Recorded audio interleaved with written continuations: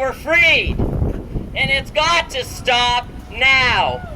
As the mother of 5 independent, strong, and peaceful black women, I stand here united in solidarity with the black people of America against the racism that has affected every aspect of our humanity, from our justice system all the way to our government. It's got to end now. Because in this world as we know it, it's changing. Because we're tired of the hate and the fear that have become the ruling factors. In the greatest country on earth, we're now being led by childish actors. Many value money and clout, not love and compassion. They'll throw the whole world under the bus just for a bigger ration. So take responsibility for your anger, you metaphor. Power, greed, and fear that drive you, not your core. Because when you really look within the presence that you feel, that pure loving spiritual energy will let you know what's real. When children in America are starving every day, and our brothers in America are hunted down and killed like prey, no, our leaders travel in luxury in limo, yacht, and plane.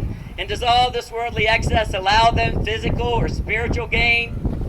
Because when 10% of Americans can be okay with $1 million houses, 5 G's to them, that's pocket change. The same 5 G's to minimum wage earners and our seniors in America, 20% of their annual range. Because in this world of abundance where the poor can barely survive, the rich keep getting richer, and those without health care, they're left struggling to stay alive. When minimum wage workers and even our military still need food stamps to eat, slave labor wages need to be our first human rights defeat. When our own president makes it okay to be racist and sexist and rude, even his own children aren't immigrant-born rude. How can he slam Mexicans, Muslims, blacks, or gays whenever he has hired illegals all of his days? I'm just so tired of hearing all the rants and the lies. He has no compassion for the hungry children's cries. To force a child to be born, but not to have health care or be fed, laws made by the so-called Christians by which we all are led. They have no compassion for the poor, the sick, or the old. All they can think of is hoarding their gold, because when 10% of the world holds 90% of the wealth, 90% of us must struggle for nutritious food, clean water, true justice, and our health. Yes, all lives matter, but in this moment we're all saying, Black Lives Matter! Enough is enough! This patriarchal system has made it so very tough. We're all tired of living in a system that is broken and it needs to be fixed, because we need to get the big money out of our legal system and out of our politics. When more men, and especially brothers, have been to prison and not to school, I'm sad to live in a country so cruel. We need to stand together with our vote which says, we're tired of playing the fool. Because our nation is so much more than this, more than race, religion, and hate. When we work and build together, we'll all see just how great. If even one of us is struggling, it means we're not doing our share.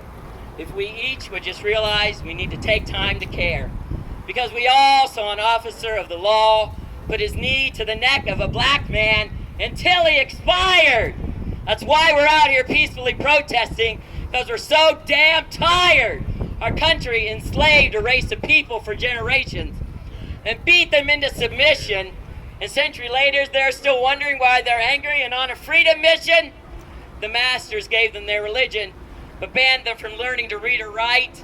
So as free men, they had to struggle and to learn to really fight. And although our Constitution says all men are created equal, that's really not how it's been. I think that it's time we write our next sequel. Because when first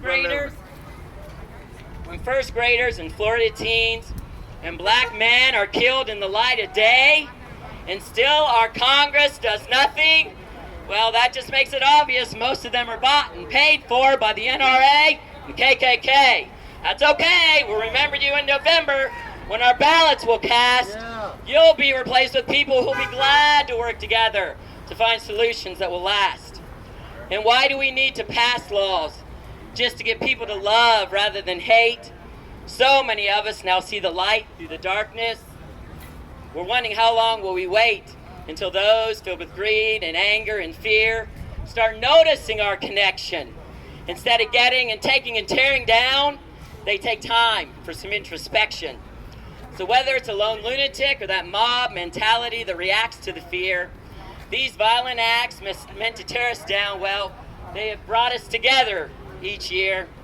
So as we take time to listen and understand, not just to be understood, if we could feel what they are feeling, we would know how to share our good. So as we help others to feel connected, to help everyone feel part of the one, until everyone in the world is included, our work is far from done. Because we're in this together, and we each need to do all that we can.